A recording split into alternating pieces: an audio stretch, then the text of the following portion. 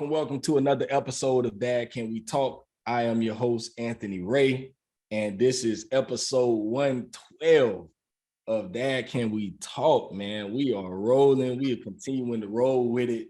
For all my listeners out there, for everyone that might hear this, y'all know I always got to say this at the beginning. If you really want to help and support the podcast, go to the YouTube channel at Dad Can We Talk and subscribe to the channel. That's the biggest way to help me out. You know, right now, that's like my biggest goal. I'm at like 195 subscribers. I'm just trying to get to 200 right now. That's it. Just 5 more, and then we'll shoot for the next goal. You got 196 coming, brother. Yes, sir. Yes, sir. So for anybody out there that wants to support the podcast, go and do it that way. You can also find the podcast at www.dadcanwetalk.com. All the episodes are streaming there. The audio version of it and the videos are on the website. I had to close the store down for the shirts. It wasn't moving like I wanted it to, so I wasn't gonna continue to pay for that. So y'all be on the lookout. I'm trying to do it how I usually do. I'm going back to my people this summer to get some more of the shirts in. So I'll have some shirts on hand. For those, I've had about 20 people in the last month ask me about shirts. So, man, this like next month is like my time. I gotta get these shirts in here. I gotta get the shirts on. So y'all continue to look out for that, for some more Dad Can We Talk shirts coming. Go to Facebook, IG, Dad Can We Talk. Y'all can follow me there also. And then for Father's Day, I had something coming. I don't know if we're gonna do it anymore. Y'all stay tuned. We might have something that'll be coming. I'll be announcing something about that within the next couple of weeks. But without further ado, man, you know, I'm ready to get into this today. I am excited about this. I've been waiting for this one for the last few weeks. Today, man, I'm with the Grammy Award winning dude, man. You know, so we can stop it right there if we want to, man. You know, this man has won a Grammy, and the songs that he wrote for that, oh man, 2 of my favorite songs off the album. Singer, producer, the host of Destination evrYwhr. Y'all welcome to the show, my man, evrYwhr. My guy, Anthony, what's up, man? Thank you for having me on. Oh yeah, man. You know, this right here has been one I've been waiting for, man. So, like I said, man, those songs, man, that, for one, that Violent song on Gravity. Yeah. Bruh. Hey, man. Hey, you know what? I got to give a big shout because D.O. Speaks headed that one up. D.O. Speaks, my partner in the Inner Circle, he headed that one up. So it's like, shoo, woo, that was crazy. That Violence was crazy. Bro, the beat was like, oh yes. My God, bro. Yes. When I heard that one, I was like, okay, you know, it's funny. I woke up this morning and I was just going through some stuff, and I found my my Gravity the case for the CD. I bought the CD. I saw that. I was like, "Ooh, dude." that man, yo, it's funny because like when that album came out, we went to Target, and we just like as soon as the album came out, we went into Target, and we just like, "Where's the album? Where's the album?" And we found it, and we even got at that time they had a deluxe packet. They had like it came with a t-shirt, came with some other different things. We just set it out, man. It was really cool, you know, just to go into. That was the first time I'd had a placement, you know, it's like, because that was before the Grammy, but like that was the first time I'd had a placement that put something in a store that I could like tell my family and everybody go physically buy. You know what I mean? That's powerful. That's tight, man. Shout out to my man Lecrae. Yes, guy. I'm still aiming for Big Boy Cray, man. You know, Cray, if you ever hear this, man, Tread boy, you got a spot waiting on Dad Can We Talk. That man is fine. I've been waiting for you. I've been reaching out, you know, and I know it's gonna come. But That's Hey, man, fire. Yeah, without that's gonna further happen. ado, man, you know, we're gonna start the podcast off the way we always started off. The first question is always the same. First question I got for you today is tell me about your relationship with your dad. How was that growing up? My relationship with my dad, that's a powerful question, man. I had my dad there. My dad, he's still here, so I'm blessed. Um, a lot of our connection was through sports growing up. He coached a few of my teams. I grew up playing hockey. He didn't coach that, but he was very instrumental in that. Got me started in hockey and golf and baseball. He coached my baseball team, and it's like, man, I'm literally looking at a photo of him right now. You know, it's like it's just a blessing to have him in my life, man. So yeah, I had a good relationship with my dad. You know, like everybody's gonna have that when somebody's your parent, you're gonna disagree with what they say, right? You know what I'm saying? It's like, oh no, I'm gonna handle it like this, right? But you know, that's parental relationships, right? It's really good. I'm blessed. I'm blessed. Man, shout out to Pops. Shout out to Pops, man. Shout out to Pops. Shout out to Skill. Yeah. Oh, Skill J. Yes, sir. What are any other male figures in your life that people that you looked up to? Quite a few, actually. Like my best friend, I grew up next door to his father, his brother is older than us. And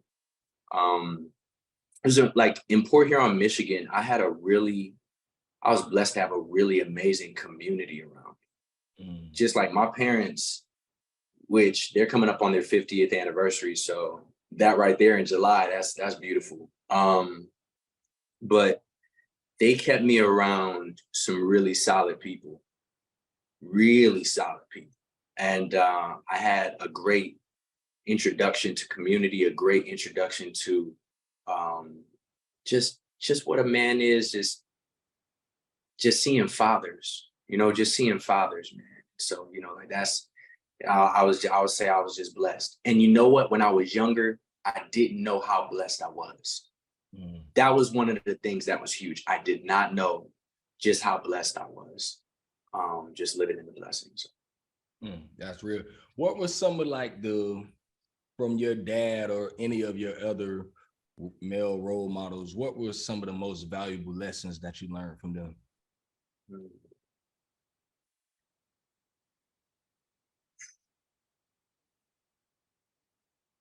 Your resilience. Things are always, it's something I learned in sports too. It's like your resilience is necessary because life is going to throw stuff at you. And if you're talking about having a family, if you're talking about being the head of any household, if you're talking about contributing, just, man, your resilience is necessary. And that was a huge thing, making sure that he was always huge on me studying.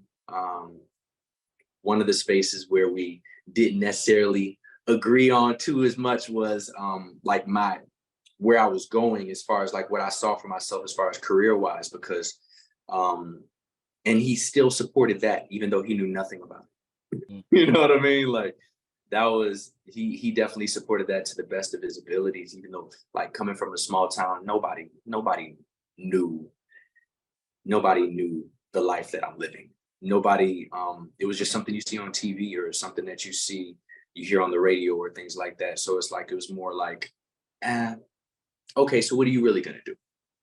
Right. But it was funny because I was like 16 and I remember I wanted to go to American Idol so bad. And I remember my pops day, it was in Detroit. And I didn't think anything was going to happen. But I'm getting ready to go to school in the morning. My dad stopped me. He said, hey, look, we're about to go out to the American Idol audition. I'm going to take you out to the American Idol audition. Man, I was so excited. We got out to Detroit. And it was wild, though, because when we got out there, they were only taking the first 1,500 people to actually do an audition. and I was 1567. So it's like, all right, you know what I'm saying? But the thing is though, like, he pulled me out of school to be able to go and follow a dream. You know what I mean? Something that he didn't know anything about, but he just knew that I was passionate about. So, it's about showing up, and whatever you say you're going to show up for, show up to the best of your ability. I love that. Love that. Definitely a great thing. Something that we gotta have when it comes to parenting. How has what you learned and what you saw from your dad, how has that translated over into the way that you parent your own child? Yo, let me say this real fast, because this is the thing about my dad. This man had an aneurysm when he was 18 years old. He's at a dance, he's at a party, and next thing you know, he passes out. People like, hey, he drunk. My dad doesn't even drink. Come to find out, he was having an aneurysm. They rush him to the hospital. This man was supposed to die. He wasn't supposed to walk again, paralyzed, his whole left side paralyzed, right? Wow. And at that same time, he had been drafted to the Vietnam War. So the wildest thing is, he was going through all this turmoil with his health. And then as he's in his hospital bed, his friends are getting sent over to Vietnam to fight a war they don't really know nothing about, And next thing you know, he's watching them die, different people dying out in the war. And he's sitting there and he actually survives this thing that was supposed to be a death sentence, right? And so he lives his life working for Ford Motor Company, fathering his children, got 3 children. He every day drove 50 minutes, like almost an hour, to work, almost an hour back from work. He's just a hardworking man. He's just focused. You know what I mean? So the resilience, so the things that I've seen from him, and he's always one to just show up and want to be able to give and do. So I'm going to bring it back to your question.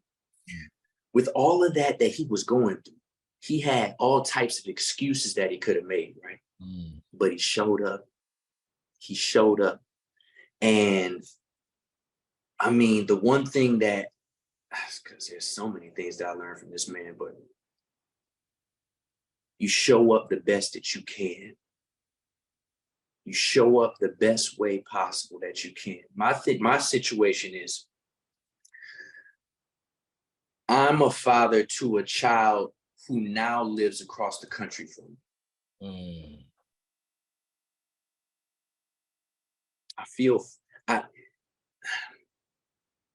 We love each other. We love each other more than anything, and I had to make a move to get my life right. We can talk about that as well. I had to make a move to bring some things into alignment with my life. I was in Los Angeles, and then I ended up moving down to Atlanta.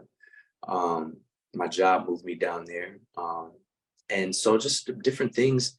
My whole thing is, from that, I recognized my kid is not getting what I got. But I'm going to do my best to give him what he needs. And there are times where I'm looking at it like, bro, you got to get it together. Because the way my life works out, it's, I want to spend more time. I want to spend more time. But if that means that I'm making time for my little man to come out on the road with me, nobody ever showed me how to live this life. Nobody ever showed me how to live this life. I couldn't see it. All I saw was from a distance. And you couldn't have told me that I wasn't going to be married to the woman who had my child, but that's the case. And so after having some years of growth, having some years of healing, having some years of assessing who I am, how I can show uh, I am being I am committed to my son. Mm. I'm committed.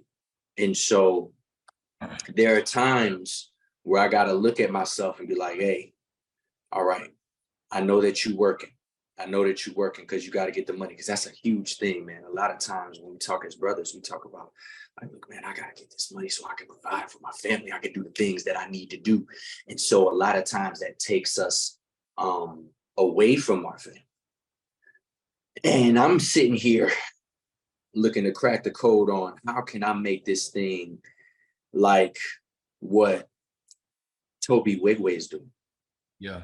You know what I'm saying? Like, like how can I bring it all inclusive and make it, like my artistry is about creating, finding, nurturing, and living in as much balance as possible. As much balance as possible. So that's the thing, man. I have committed myself to being there as best as I can for my son in this distance that we have at this moment. I'm blessed that I'm able to go back and forth, blessed to be able to have that. And I'm committed to making sure that how I'm showing up for him, and also leaving space open, because this is another thing. I consistently check in with him emotionally. One of the things that I recognized in my relationship with my father, we have an extraordinary relationship with the doing things. Now, communicating on like emotional level is cool. It's cool. And there's also some blockages. And I think those blockages come from, because like I said, extraordinary man. And I think there are blockages due to how we're taught to show up as men, or what we're originally equipped with, and what is empowered within us. Because a lot of times when I think, what is a man is, no matter what's going on, I just got to lock in, stay focused. There's a lot of there's a lot of, okay, the woman's going to take care of the kids, the man is going to take care of the finances, everything like that. And just, man, all I know is like when I'm around my kid, when I love being around my kid, man. I was like, when he was a baby, I'm changing diapers. I'm getting up in the middle of the night. It's like certain things like that. And it's like, hey, I'm just doing my best, and also reaching out to my brothers who are fathers too, and my brothers who are doing the co-parenting thing, my brothers who are married, all of it. I want all of it. I got to be empowered. I have to like, and we talk about different things that, like that we're going through. One of my friends just reached out to me today, my guys. He said, hey man, what's that book that you were telling me about a few years back? Cause I got a 3-year-old and she going ham right now. And I gotta know. I was like, oh yeah, you talking about The Conscious Parent by Shafali Sabari. Okay, yeah. Shoot that over. Man, I think fatherhood, one thing that my dad showed me is that it's a marathon. It's a marathon. It's a marathon, man, and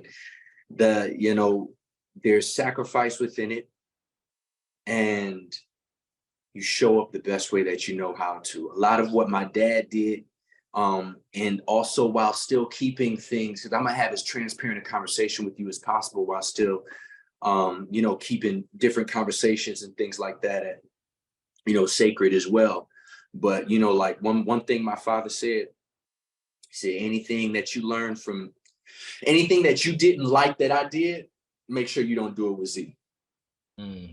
Because one of the things that I had to make sure that I did in my relationship with my dad, what that looked like, I took whatever I learned from that interaction, I said, okay, cool. I'm doing these things and I'm not doing these things. You know what I mean?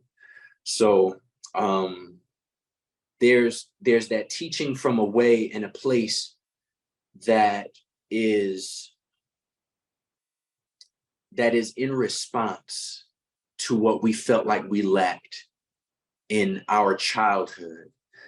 But also there's teaching and being a parent from a space of what does my kid need?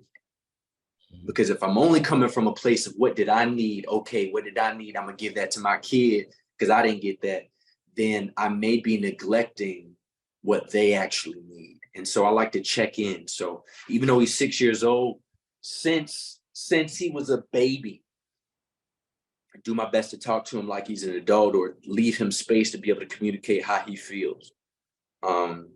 And yeah, man, just recognize that we're imperfect beings doing the best that we can as long as we continue to try and show up. Man, that's so real. So much in that, man. One thing you said that's so important, right there at the end is giving the kids that space, to feel like they're heard. I know in the Black community, one thing that's always been said is, we all probably heard it growing up, don't question me, don't say this, don't ask me why. All of the because that's why I said and and at times I do catch myself, I'll tell the kids to do something and my kids will act, well, why, Daddy? Because I said so. Facts. And I leave it as that. And I've within the last, year or two, I've been really working on that, when they ask those questions and I'm giving them answers, even if they don't like it. And I give them the opportunity to say what they want. And I don't look at it as talking back. My wife, sometimes she's like, well, y'all need to just whatever. And I'm like, no, I don't mind them questioning me. Yeah. I don't, because I want it starts a conversation and the way I look at, people always say the same thing about God, don't question God. And I'm like, that's not, honestly, it's not in the Bible. And if you look at someone like Job questioned God and Job got answers from God also. When God gave him those answers, Job couldn't do nothing but say, you know what, you're right. When God started asking them those questions, like, do you know how far down the sea goes? And all, like, who knows these questions? So obviously, I know a little more than you, so, and Job just at the end, all right, he got it. And so in the same way, I look at it in my kids, I'm telling my kids different things. And if they want to question me, I got answers for you now. If you really want to know the answer, I can give you that and we can have a conversation about that. And also, I also make it like, I don't always have to be right. Sometimes I'm wrong. And I can say, you know what? They right. I don't even have a comeback for that. And at times I think it's all right as parents to be able to do that and just be like, you're right. Yeah, that's human. See, that's the thing, bro. We get in a space where that's the thing. I definitely want my little man to ask questions. And just like you said, I hit him with that because at times, right? But what I've recognized, there are certain times I'll have moments like, okay, long story short, just last week, I told him to lock the door. He said, do I have to lock the door? I was like, yes, lock the door. Why do I have to lock the door? Because because I said lock the door. We had to go somewhere. A lot of times, as kids don't understand timeliness and needing to be somewhere or whatnot. So they're just like, okay, I'm chilling until we have to go somewhere. But he asked me, I said, hey, can you lock the door? And he asked me, why lock the door? And I was a little short with him. And, hey, man, shoot, I used to get whoopings. Like just that thing, like me being short with him ain't nothing. But at the same time, it is something. Because I look at it and I say, he's asking questions. Do I want him to be a yes man? Do I want him to be a people pleaser? He's asking questions for clarification to see if he agrees with something or to see why he should adopt that belief system as well. He's new to this. Michael, Michael, chill. You know what I'm saying? Like, and that's the thing of like, we have to have grace with ourselves too, right? We got to have grace with ourselves. You know, one of the things is that I grew up on was you finish all your food. Me, I'm not into wasting. I'm like wasting food. That's not my thing, right? Ever since my little man was young, it's like he has phases with eating, right? And also, I just want to be mindful of, you know, like speaking about his journey as well. I'm going to be mindful of speaking of his journey. You know what I'm saying? And he's a kid, you know, it's like he's you know, so he can get picky with his eating and everything like that. And so I'll give him a plate and he don't eat his food. I'm like, no, you ain't going nowhere till you eat that food. But I had to learn, look, early on, don't set up ways to get mad at this kid because just give him less food. You know what I'm saying? Like, that's the thing, like, you're setting up a situation where y'all are going to have an egoic battle of, no, you're going to eat this food because I put it on the table, because you asked for it, because da-da-da-da-da. It's like, actually, you know what? If he asks, I learned, if he's asking for food, ask what is he ready to eat? If we only have these many options, this is what we have. If that's not what he wants, then we're going to have to find out how we're going to have to make that happen, because this is what we got in this moment in time. I'm not going, whether I'm budgeting or something like that, or whether this is what we have at this moment in time. So we're working with this. If you want to have something different, that's not an option today. We're just going to have to on this. So how about we do this? I'm going to give you this many scoops and we're operated on that way. I bring that up is to say, I have to learn how to be a better parent for him instead of him always having to be a better son for me. Yes, sir. I got to learn how to be a better parent for him than him having to be a better son, because we all human. And I've been around here for a lot longer than he has, and he's learning, right? So he doesn't understand that when I was young, because that's the thing, a lot of times we parent from how we were parented, or how we were guided by parental figures, whether it be aunts, uncles, grandparents, things along those lines. I couldn't have a beverage until I was done with my food. Yeah. Y'all gonna have this succulent Kool-Aid sitting here looking at me in my face right now until I finish up this mac and cheese? Yeah. I want that Kool-Aid. You know it's packed with sugar. I want that. Yeah. I want to be running all around this house right now. But you know, like, that's the thing, is like, I take certain things into account. Like, okay, I'm going to handle things this way. I recognize it. Just another thing. And let me not get long-winded with the stories, but just another thing. I have to remind myself that he let this kid play. Like, see, in times when I'm not in play mode, that's his job, is to play. Yeah. That's how he learns, playing. That's how he interacts with the world, is playing. I can learn from him playing more. You know what I mean? Yeah. We're at a restaurant. He's walking around. He's with the other kids. We got a community out here in Los Angeles, so we all go get a little something to eat. And the kids are together. They going around the restaurant, and say, okay, y'all, stop running around the restaurant. We're going to stay in one general area. But now they're going underneath the table and kind of playing fort and things like that. And I started to say something. I was like, wait. Let him get his hands dirty. We can go wash them. Let him get his hands dirty. He's a kid. He's playing. He's going to have some germs around here. He's going to have some. I was raised around like germ situations. He's going to have some germs around here. Go wash the germs off. And he eat his food. He's going to eat his food. He's going to play. Look, he's interacting. He's interacting with kids right now. Let that man have fun. Let him do his job. You know what I mean? And so I check myself because parenting turns into a role. It turns into a role. And in parenting turning into a role, I feel like I got to show up a certain type of way.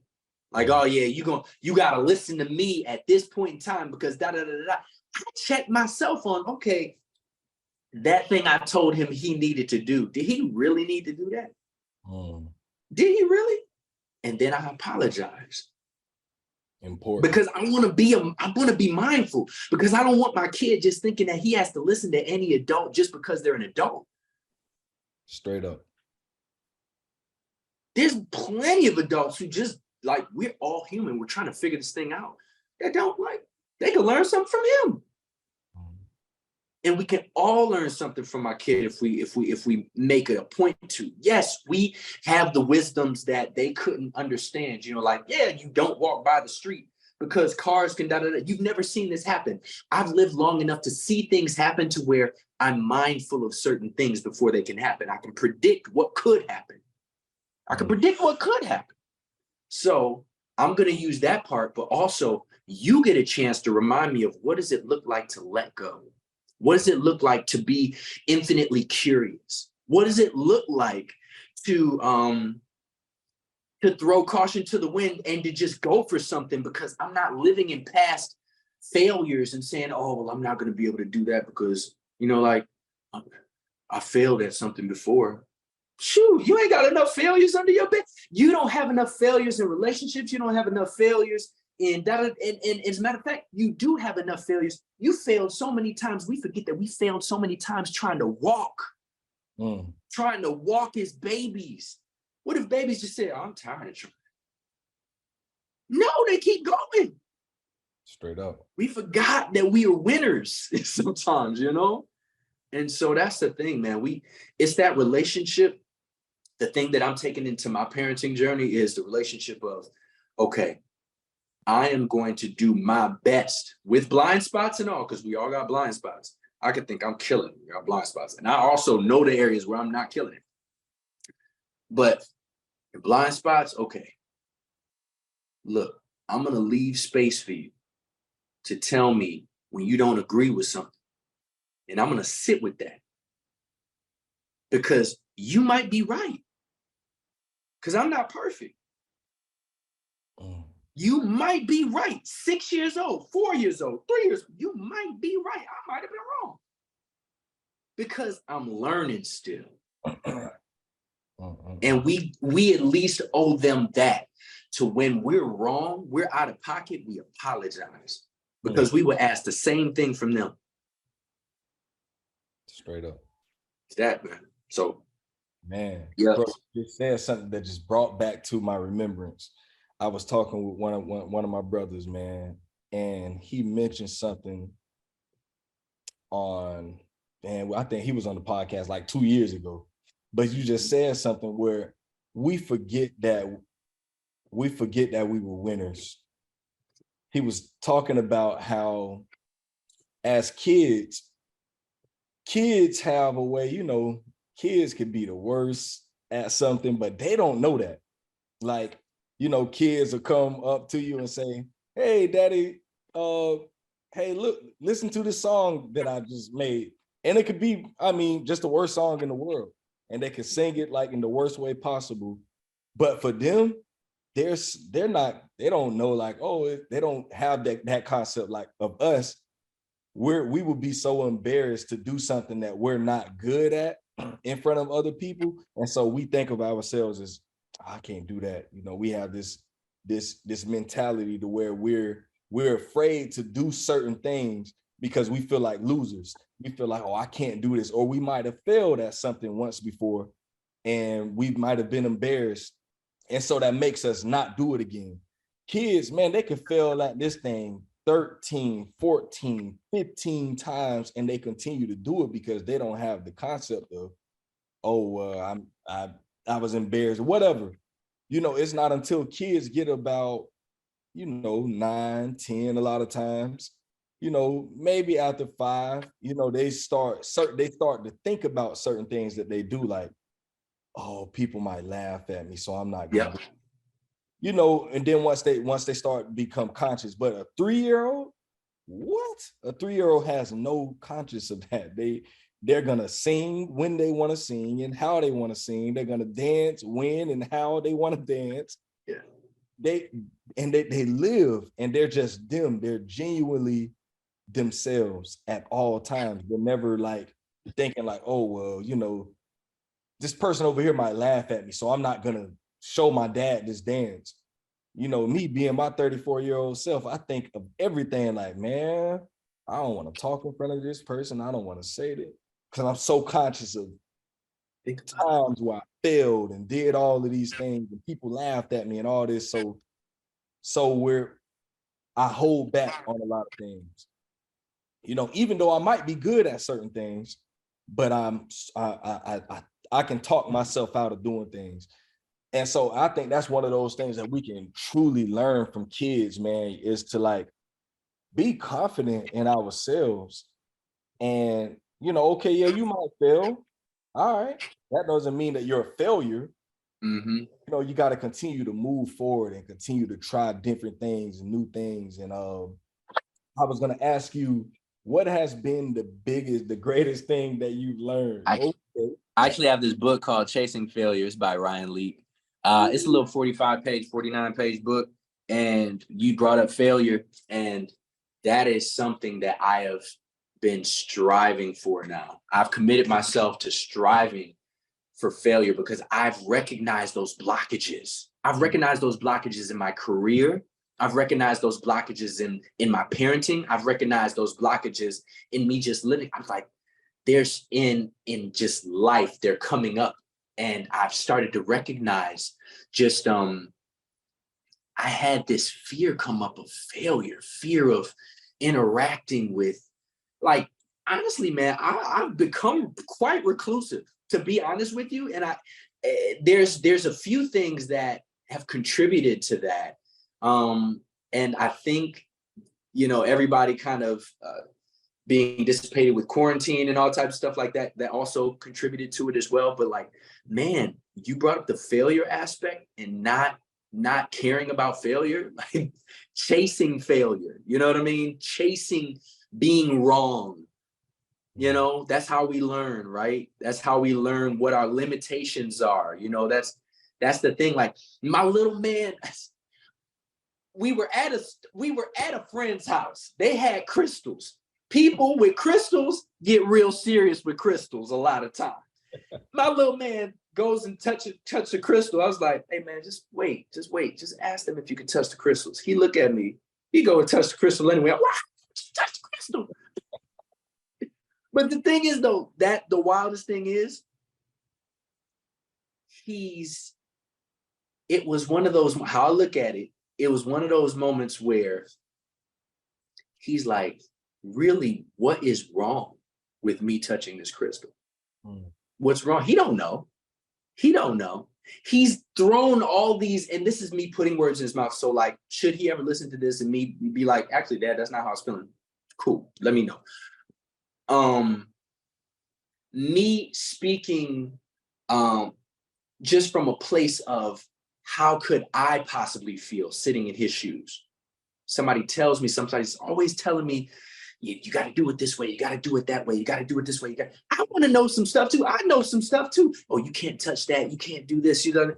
What's all these rules, man? Why? Like, what's happening right now? Why can't I walk on that person's grass? This is just grass. Why can't I do this? How come I can't just go out there and play this game? They're playing that game. I'm like, what is this situation? Why are all these blockages on things that I can do? I'm touching this crystal. You know what I'm saying? Like, that's what I look at it as, right? It's like, because there's challenges. When we were kids, we wanted to be adults because adults could do everything. We didn't know what was on the other side of puberty. We're like, hey, you're always telling me what I can and can't do. You have all the freedom to do it. You can drive. You can drink adult drinks. You can do adult things. Like, I want to be an adult. I don't want to be a kid anymore. I want to be an adult. But, you know, And there's these different things that come with it. But yeah, man, I started speaking passionately. You brought that situation up with your brother talking about the failure and things like this. Like, yeah. Man, and that stuff is real. Man, what's one of the greatest lessons that you've learned from your child? Like something that he's taught you?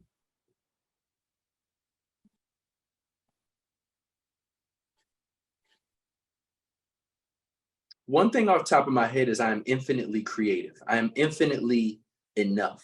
I am infinitely, says I am, as I am, enough. I watch him write songs. We'll sit here at the keyboard. I'll take him in the studio. He'll create something, right?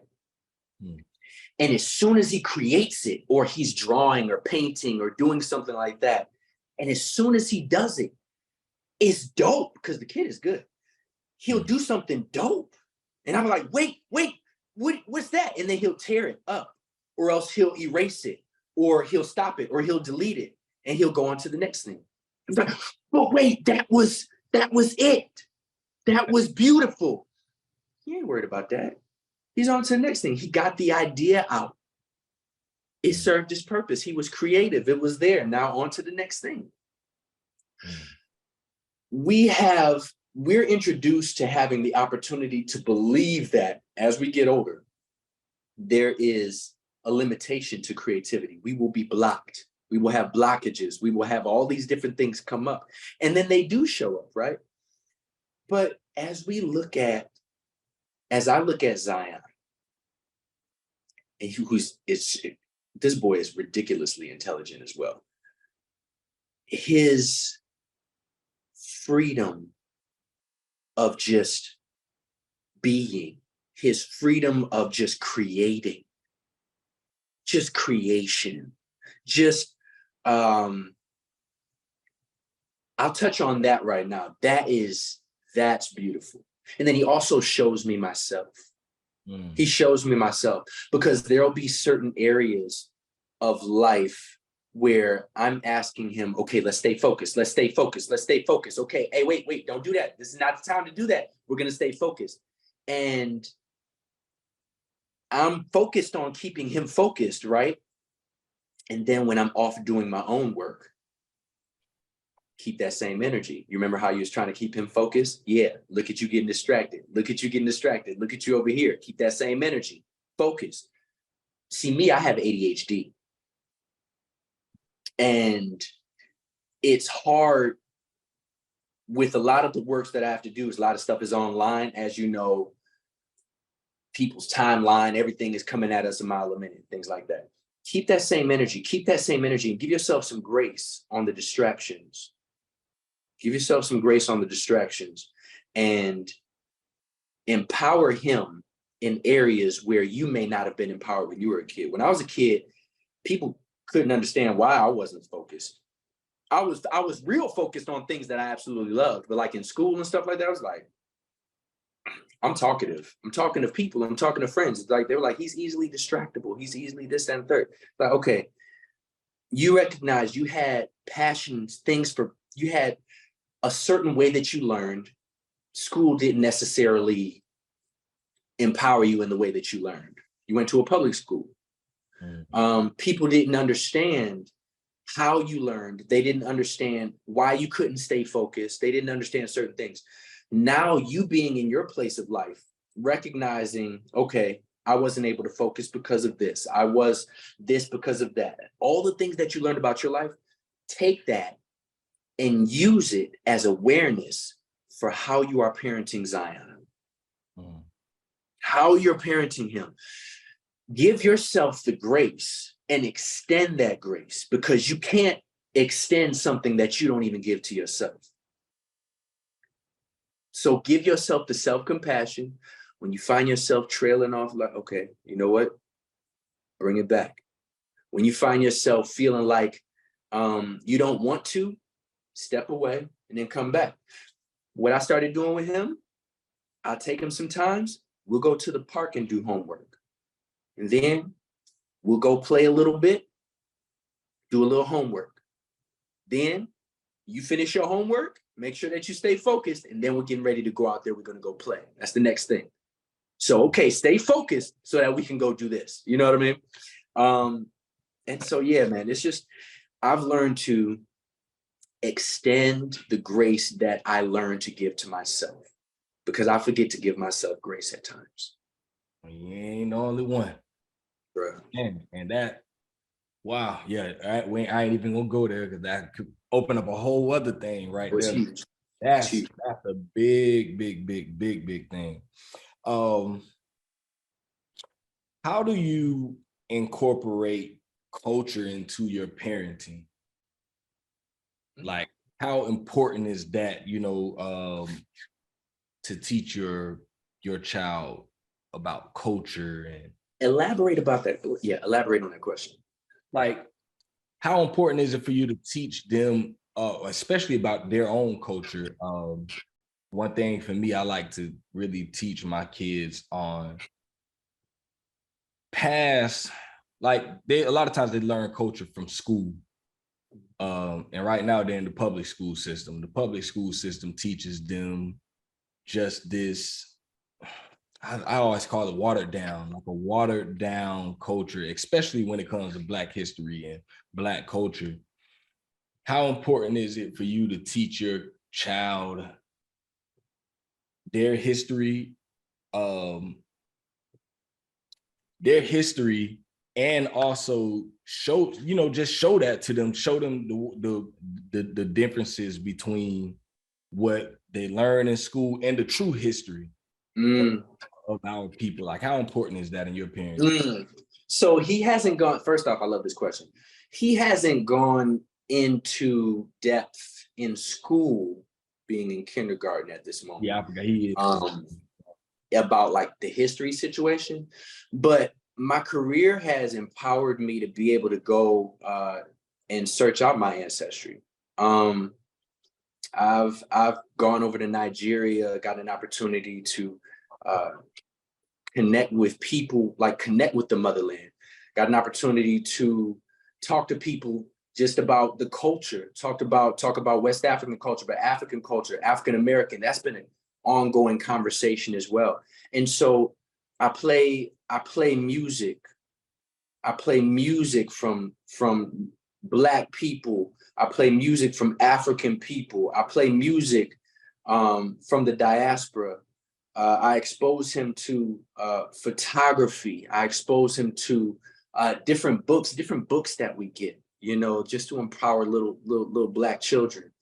And that's the thing. It's about, he's in a place where, now me, I was raised in a predominantly white city, like vastly predominantly white.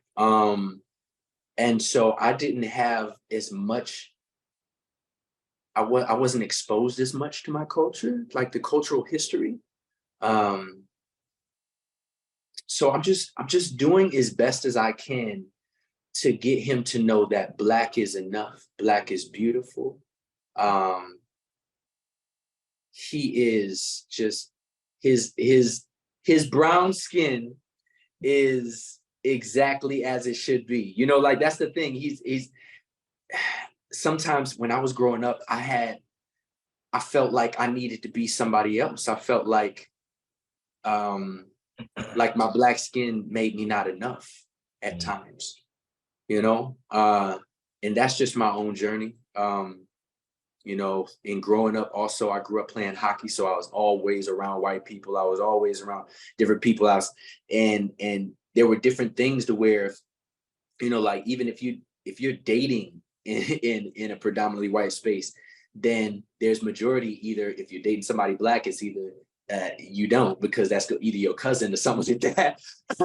Or if you're going up and approaching these white girls, then their parents are like, oh, I don't want my kid around this Black boy. You know, it's like, wow. I had a very unique way of being, you know, like environment of being raised in, right? These kids being raised in Los Angeles, this is a melting pot. It's a melting pot. And he has some beautiful, a beautiful melting pot around him as well. You know what I mean? So that's the thing. He's being exposed to what is Black. He's being exposed to brown is beautiful. He's being exposed to love yourself through all things, because you are exactly who you need to be, and you are exactly who the world needs you to be. And your skin doesn't make you any less than anybody. And your skin is the boy is vastly intelligent though. So that's the thing, is like the sky, to say the sky's the limit would be a limitation for him. So I love that, bro. That's some good stuff. That's good. I'm long-winded, so I pray that I'm hitting all the points. You're doing exactly what I love for people to do. Some people come on the podcast, honestly, and they don't give it. I'd be like, I need a little more, but yeah, you perfectly fine. Perfectly fine. I got a couple more questions for you, man. What has been your greatest triumph as a parent? My greatest triumph as a parent. Like, what's been that one thing as a parent that you're so proud of yourself for overcoming? Without going, matter of fact, let me sit with this for a quick second. Because that's the thing, like,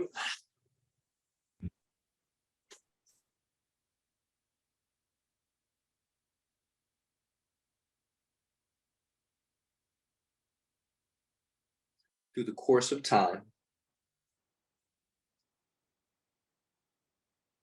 focusing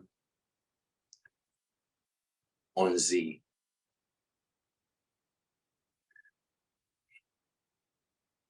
People break up for reasons, right?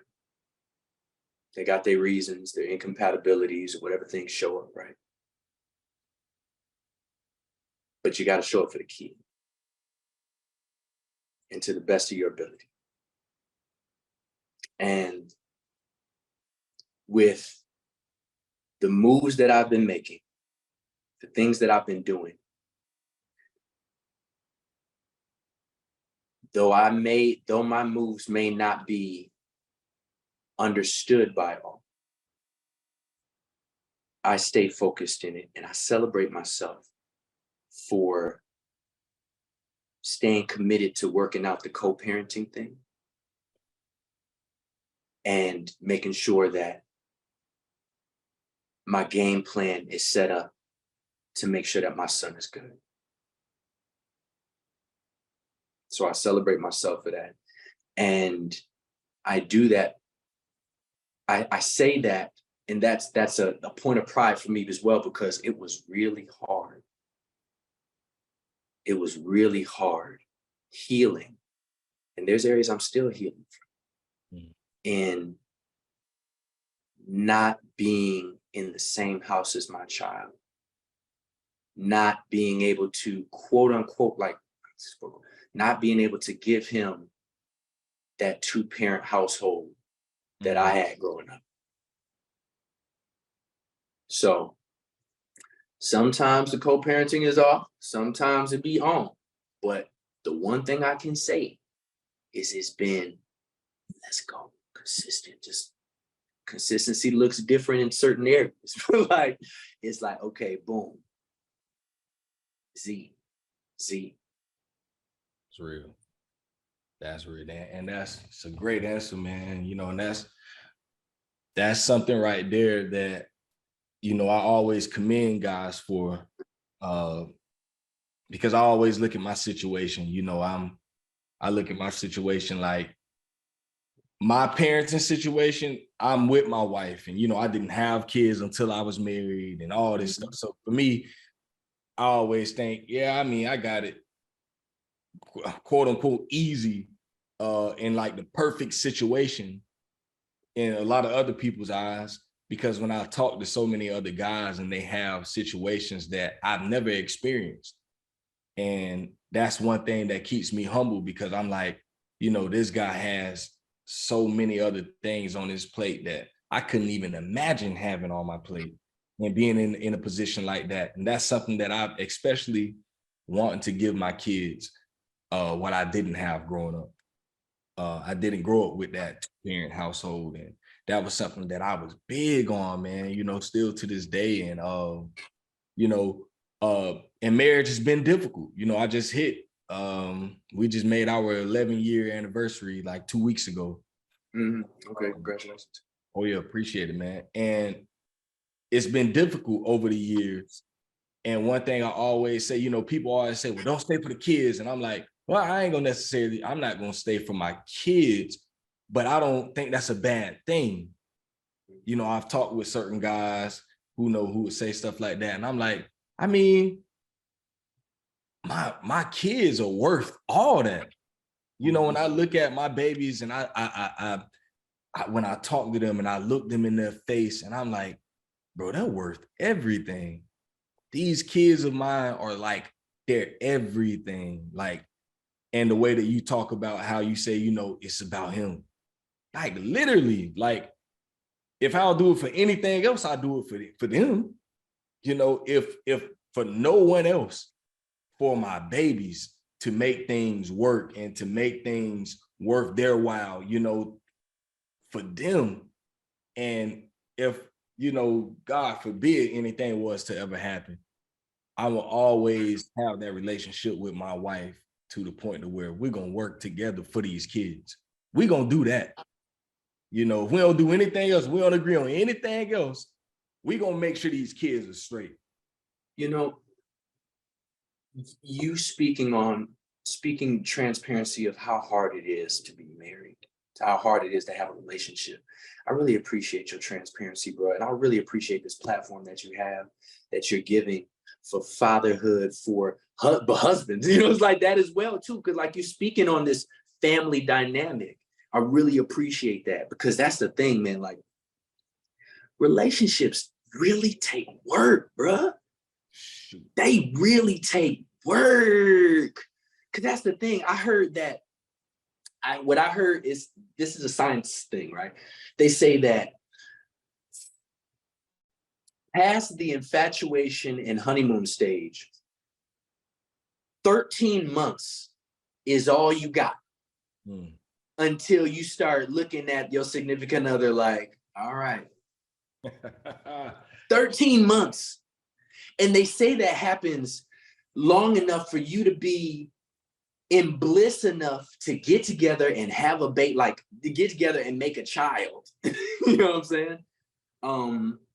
And the thing is the commitment, because love is a commitment and an action, bro. That continuous showing up, and then showing up through the seasons too. Like you got you are on a whole entirely different level of understanding, sacrifice, love. Yeah, man, you creating, brother. You creating. Serious stuff, bro. And that's something that, like I don't take it for granted. I try not to take it for granted. At times I do. And I have to bring myself back and, just really think about, I've talked, what is this, episode 112? Yeah. Man, I've talked to over 100 guys, and everyone's situation has been totally different. Everyone. And I've heard so many different stories of guys that are like, some guys, they're like, man, the stories I've heard, I'm like, God, dog, man, that like, this dude is really going through some stuff. And then I think about what I'm going through in my marriage, and I'm like, yeah, so it's tough, but man, this ain't what he got going on, and it makes me really sit back and take a look at myself. And every time, honestly, when it comes to marriage, I'll say this: marriage, every time my wife and we've gotten into it about anything, I always have to take a look back at myself. And most of the time, if I really look at myself, I can find the problem in me. And I can literally fix it right just with this person that I look at in the mirror and say, you know what? I could do X, Y, and Z better. If I was to do X, Y, and Z better, man, that'll like take so much pressure, that'll help everything else. Just fixing the things within myself. And I believe, you know, and I tell my wife the same thing, look at yourself, you know, and if we just fix the person in the mirror, a lot of times that fixes everything else. You know, we've been together all together for 14 years, man, since 2009. She was 18 years old. I was 20. You know, I'm 34 years old now, man. And, you know, what I'm finding, what both of us are finding out, you know, now that we're in our 30s now, and we got married so young, really, we've been together since we were so young, really her whole entire adult life.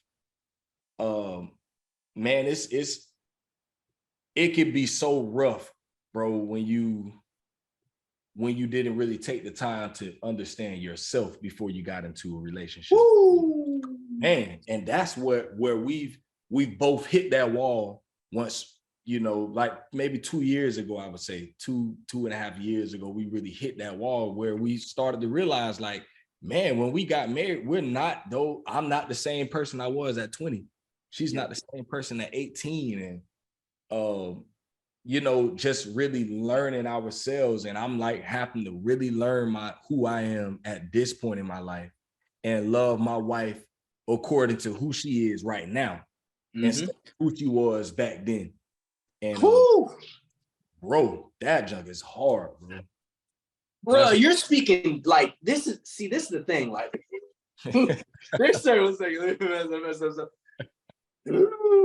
there is something about that check-in that I gotta learn myself. I gotta remember, okay, I gotta know who I am and keep on checking in with myself. And then I gotta check in with my spouse to find out, okay, who are you now? I gotta, like, who have you transitioned to? What's important to you in your life these days? What's changed? Like, we're not the same at all, bro. And now we got these kids, man, and they're involved. So I got to check in with them too. Like, hold up, you ain't who you were when you were 3. Okay, you 6 now. You like, what you think you got? Okay, all right, well, all right, man. Communication, man, bro. I'm not gonna lie, I've been failing in communication a lot. I think it's because I'm leveling up in an area. Like, certain things are like really like, because when you're getting ready to level up, God's gonna ask more of you.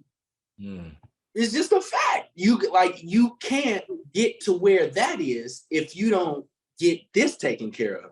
So I'm gonna put this heat on you.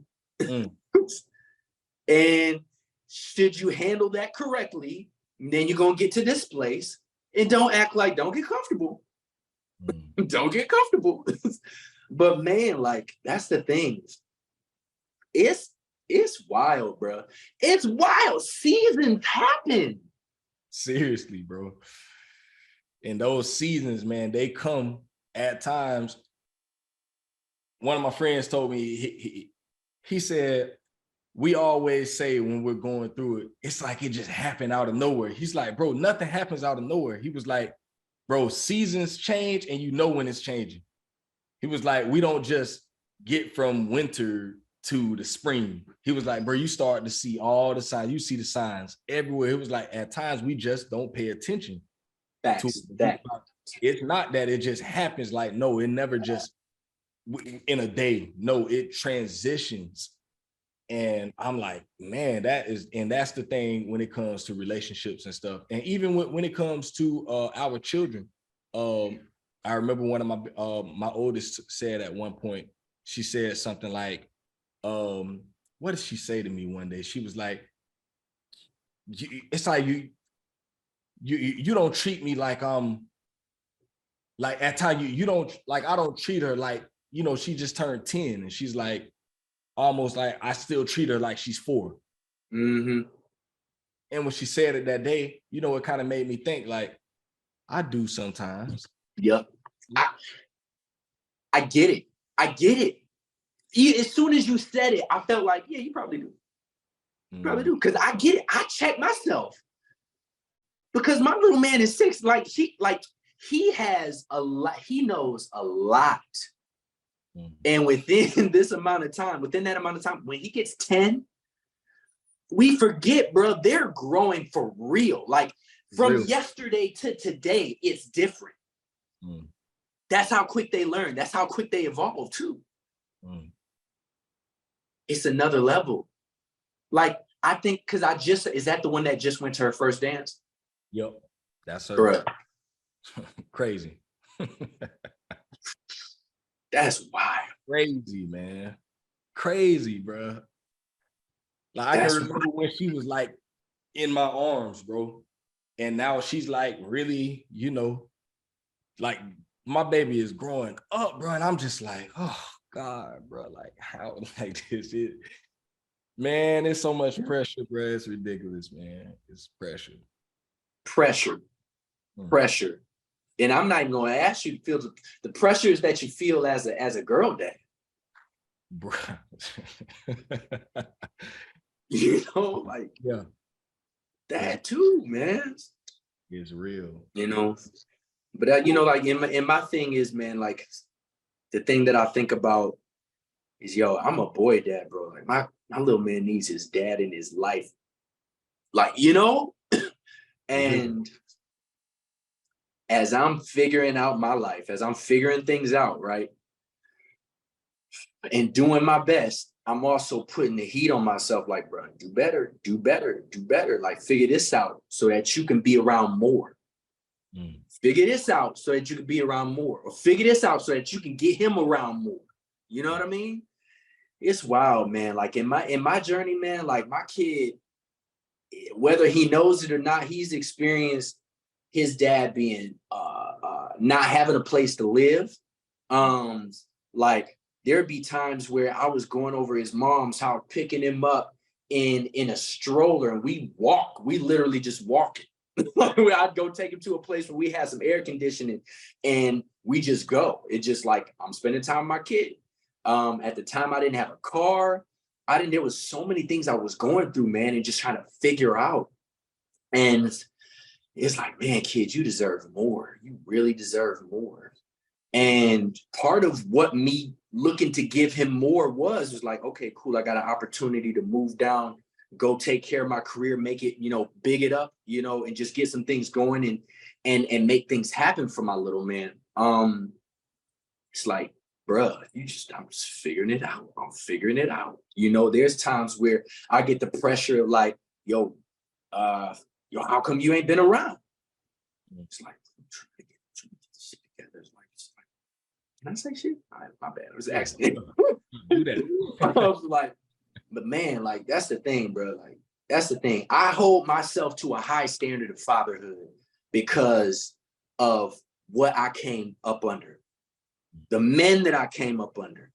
Yes, sir. And there's areas where I'm like, bro, pull it together, because there's things that I get down on myself for. But I'm like, look, you gotta just rise up. Like, that's the thing. Resilience.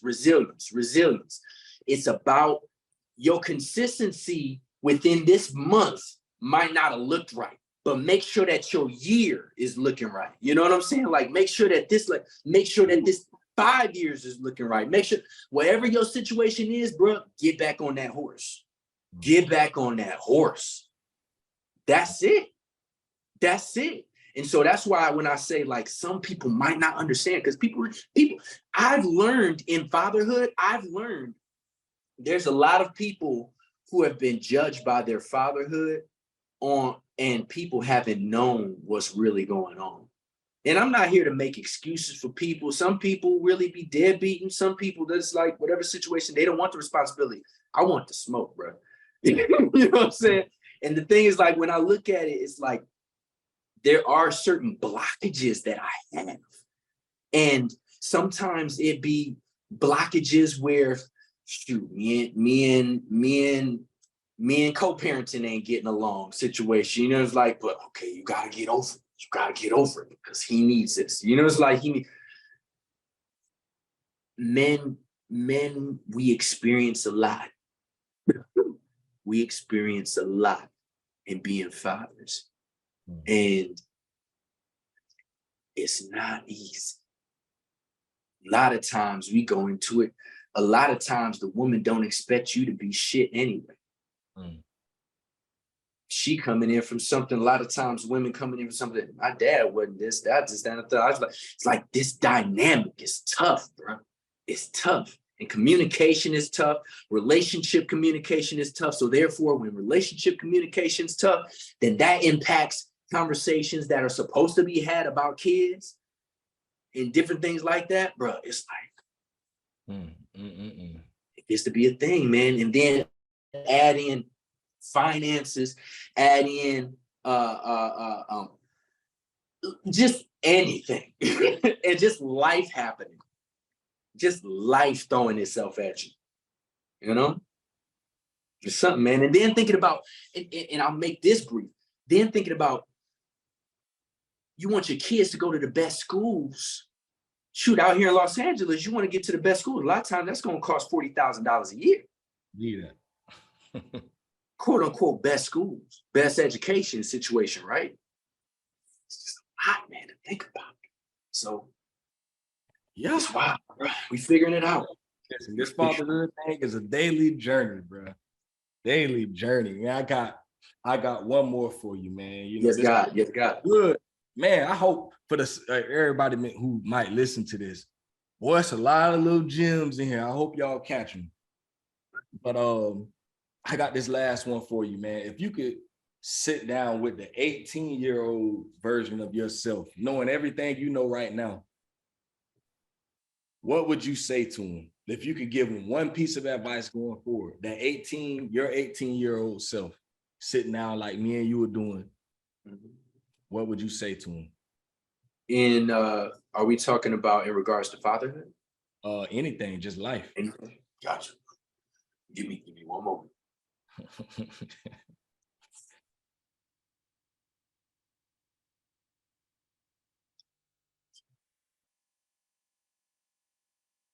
You got a lot of people who are going to come in and out of your life because life is temporary.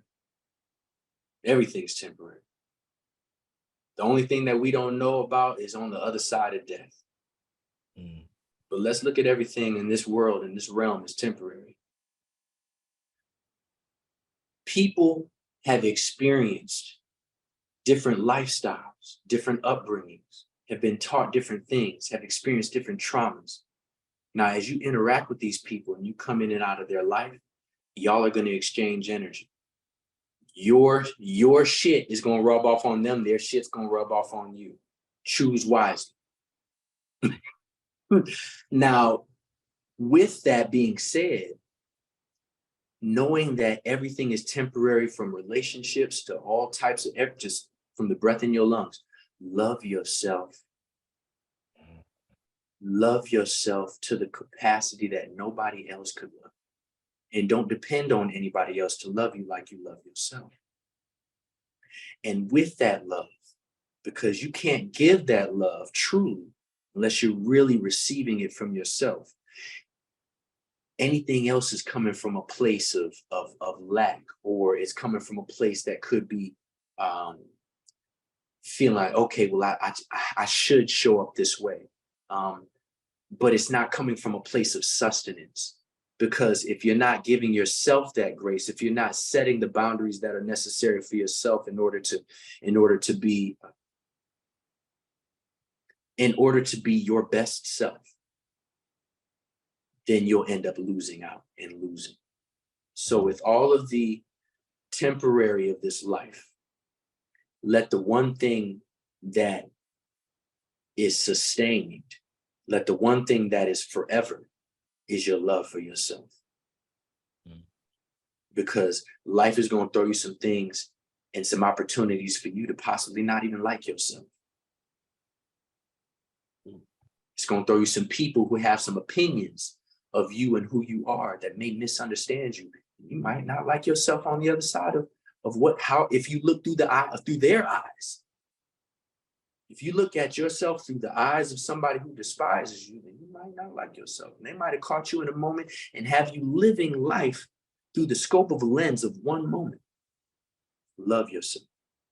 And within that love, extend forgiveness and grace. And I've been learning forgiveness, bro. I've been learning forgiveness.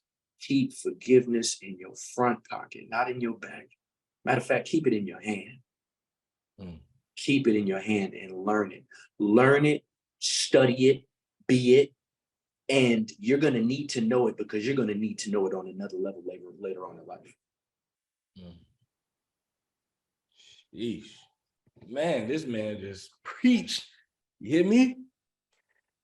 Wow. Yeah, that's some advice that all of us can take.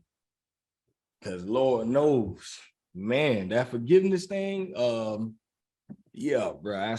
I'm still trying to get there, you know. But that's the thing, we're imperfect. We are imperfect, bro. Yeah. We are imperfect. And I want you to understand something. If we take the word imperfect and add an apostrophe after that I, what do we get? I'm perfect. I was never meant to be. I was always meant to be flawed, right? So we get the chance to extend ourselves grace within our version of perfection, which is imperfection. That's real.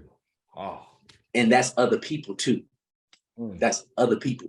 So as much as I want to get mad and hold on to stuff, which I do sometimes. Yes, sir. I got to chalk it up to we human, man. We human. Let's do the best that we can. And if I don't have to deal with somebody, I won't. But if I got to deal with somebody and we got to deal with each other, because I know I'm imperfect too. I know I show up certain types of ways that rub people the wrong way. Realize that you have blind spots. Realize you got blind spots. And also to the 18-year-old me, that confidence that you got, it hasn't been tested yet. It hasn't been tested fully yet. So know that your confidence, it's on one side of an ultimate test that you may come across. So remember what confidence feels like and practice confidence, because you might have to, where it's coming naturally in this moment in time, you may have to relearn it another time. Preach it, my boy. Dang. Pieces, bro. Yes. Oh man, listen, this shit was good, bro. I needed this. I always said, I know people probably, he always said the same thing, but I'm so serious. When I say I need these podcasts, for me, I put it out for everybody else, the world to hear it.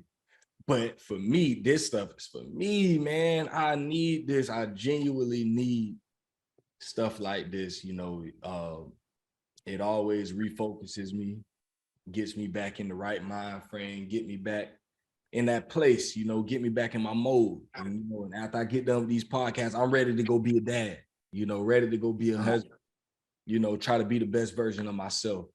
So I love having a time to be able to reflect like this. And man, you gave me a lot of gems that I'm gonna hold close to my chest, man, and try to put those things into effect. You said some stuff today, bro. Can I offer, first off, thank you for having this platform once again. Thank you for making and committing yourself to your family, committing yourself to other brothers, committing yourself to your kids. Thank you for everything that you laid out here. And I want to also just put something out on the table. A lot of times as men, we are presented with what does it mean to have balance in life. A lot of times from the woman in our life, they're like, well, okay, I guess I'll just speak to myself and speak about myself and speak for like a lot of the conversations I have with men. It's like, she like, you're always working and you're not around, and you're not this, what's this situation? You know, it's like, men, we recognize that we have been given a script of what providing looks like. And we get an opportunity to assess that script and find out what our natural aptitudes are and what our ways of being and what our family and what our dynamic needs from us in order to show up. is tough. Right now, I've recognized that I have been so work heavy, and I'm not gonna lie, I miss my family, bro. I miss my family. It's like I'm all over the place. Literally, my name is everywhere. I'm everywhere. You know what I'm saying? And I'm blessed. Yeah. I'm blessed, and I'm working out some things so that I can reposition what my life looks like, because there's purpose in my artistry. There's purpose in my parenting. That's where purpose is. And with all of these aspects of where I'm giving and how I'm making my money and how I'm giving my love, where I'm giving my love, where I'm putting my energy, there's this book of The Alchemist. You familiar with The Alchemist? Heard of it, yeah. In The Alchemist by Paulo Coelho, there's the main character, he's on this quest to go he had this dream, and he's going on this quest to live out that dream, right? And so he finds himself in a palace where he's getting ready to ask this ruler this question. He has to ask this question, but he goes in and he says, hey, I want to ask you this question. But the ruler says, hey, check it out. I don't have time at this moment in time. Take this spoon. I'm going to put these 2 drops of oil on the spoon. Do not drop any of the oil off of the spoon. I want you to walk around the palace. Come back in an hour. We'll have a conversation. He comes back 1 hour later. So I see you still have the oil on the spoon. Did you get a chance to see the tapestries hanging from the... No, I didn't see that. Well, did you see the garden that's up? No, I didn't see that. I'm saying, you mean to tell me that you walked around this entire extraordinary, gorgeous palace and you didn't see any of it? We'll go walk around the palace. Go see the palace. So, walk around the palace. Yo, this is beautiful. Wow. Come back. You didn't see the palace. Where's the oil on the spoon? I must have forgot.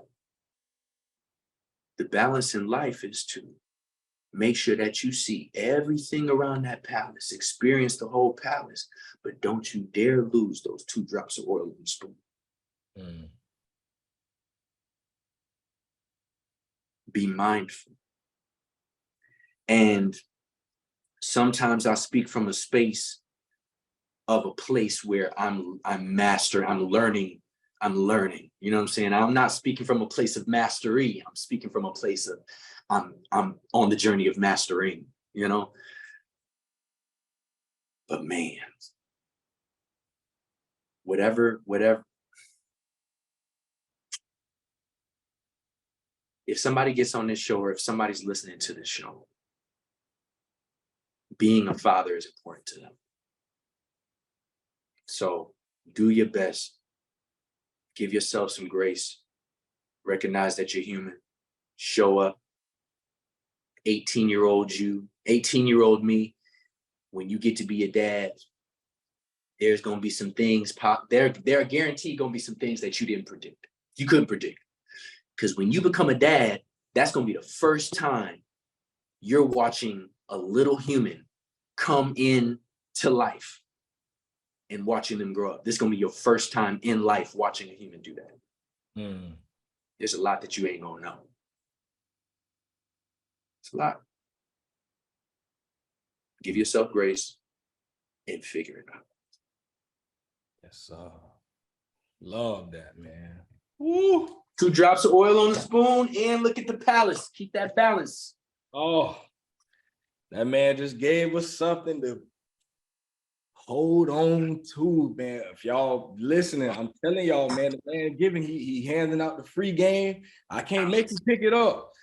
He put it out there. All you got to pick it up. You got to make that choice. But I'm choosing to pick up the game. Yo, I'm picking it up too, bro. I'm picking it. That's the thing, bro. We put out these different things. Sometimes we're just a vessel to be able to put it out so that we can we can feast off of what was cooked. You know what I'm saying? It's like, oh, you know what? I need to eat that. That wasn't just that was for me too. I needed that.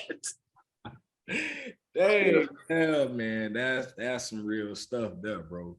Man, well, I think we've man, I could easily go another 30, 45 minutes easily. It was a lot of questions. You know, and listen, it was a great conversation, man. I can't say it enough. I needed this. Man, I appreciate you, bro, for setting aside some time for me on this great day, man, and just coming on and blessing the podcast, man. I'm so appreciative. Shout out to Jackie O for hooking this up, man. You know, she definitely came through with this one, man. Gotta shout her out. And you know, like I say, man, I can't give you enough thanks, appreciation for coming on and spending some time with me today, bro. Man, and you know what? I want to return that again, because you showing up, you being in your consistency over 112 conversations, because you didn't start having these conversations when you started the podcast. So you got way beyond 100. You know what I mean? It's just like you just captured the ones that are on the podcast, right? And the thing that you're continuously blessed by it, and you're continuously getting these gems because you're showing up in your purpose. Bro, like you're getting fed right now. You know what I'm saying? Because that's the thing. It's like you're the common denominator between all of this. So whenever if you don't want to show up to one, just recognize and remember, you know what? If I don't want to show up to this, bro, like this is how I've been getting blessed, and this is how I've been blessing other people. This is me living in my blessing. Straight up. Man, and when you leave that room and then you go outside, because also not everybody has the situation. It is our choices that creates what our life is, right? And so many of us never thought that we wouldn't be in the same house as our kid. And to wherever we owe that, whether it's our fault, it's always a mixture of people's faults, right? And incompatibilities and whatever comes up, people learning and growing, or whatever the situation is. You know, sometimes people just, we can go. Long story short, you walk out of that room and you look in that bedroom that's over there and you see, oh yeah, you know, it's like that. Baby girl sleeps right there. It's like, oh, little man sleeps right there. Baby girl sleeps right there. They good. I got this roof over my head. I got my family. I'm good. You know? And those shit is hard.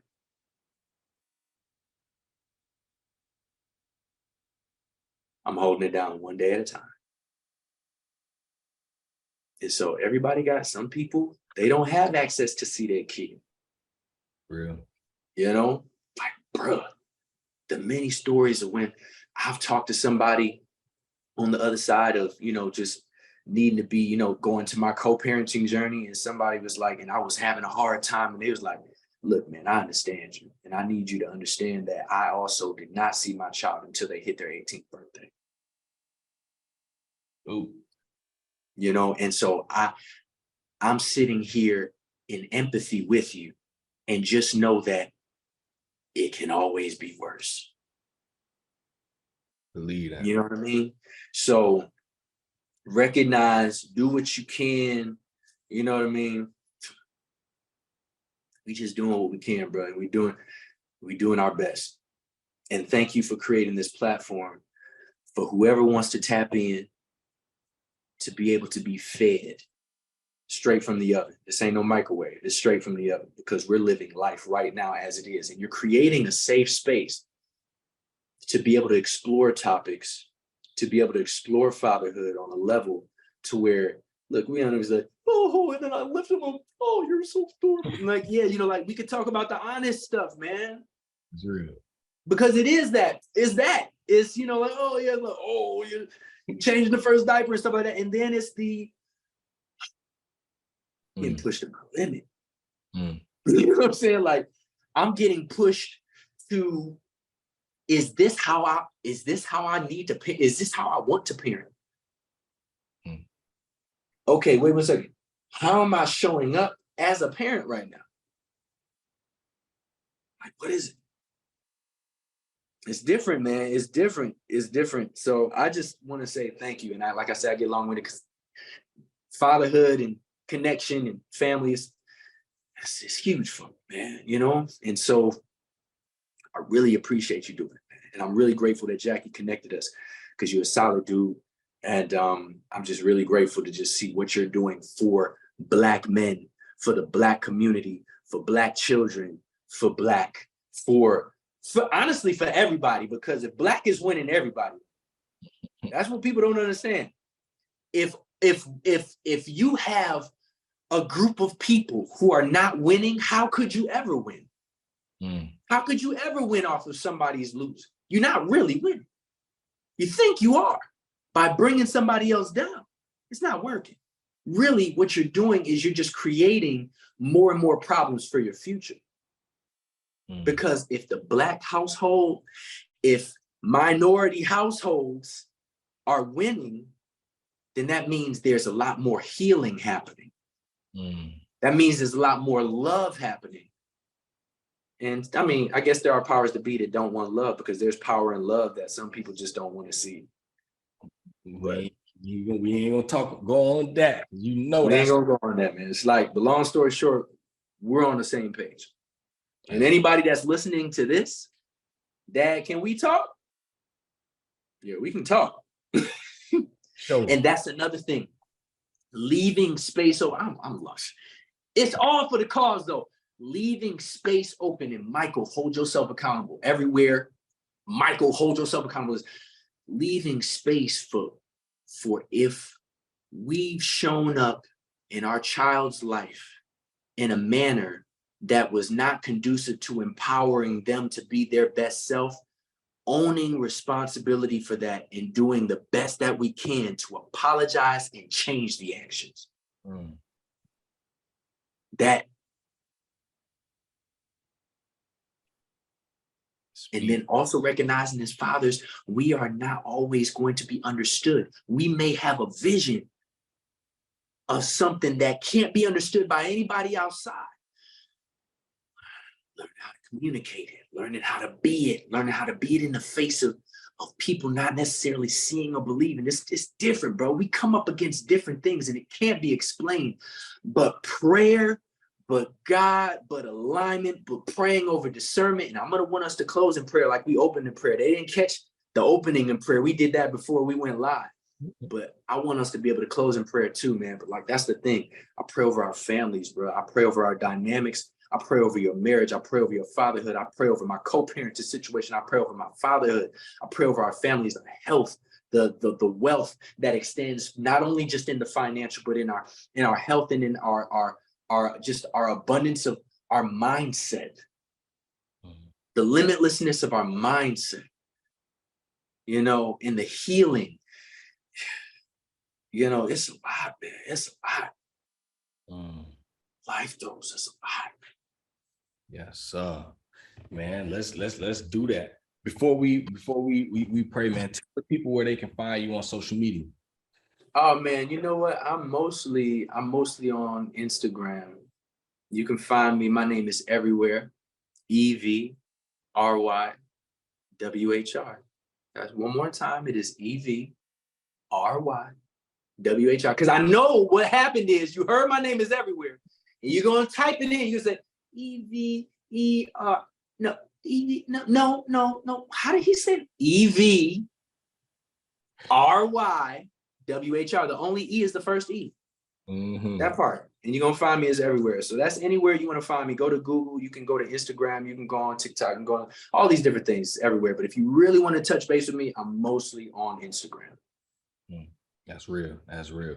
So y'all going to get my man followers up, man. If you hear this, man, y'all go follow my man. Stay in tune with him, and you know, if you feel the urge, man, send my man a message and give him a little inspiration. You know, it's always needed. Always needed, man. So always welcome. Let's go ahead and I'm gonna have you go ahead and pray, man, and we'll end it like that, bro. Man, God, thank you so much for this day. Thank you so much for our persistence, our resilience, for the breath in our lungs. Thank you so much for this day that we get a chance to smile, that we get a chance to frown, that we get a chance to just experience, that we get a chance to have real conversation. God bless Dad, Can We Talk? Bless Anthony. Bless our families.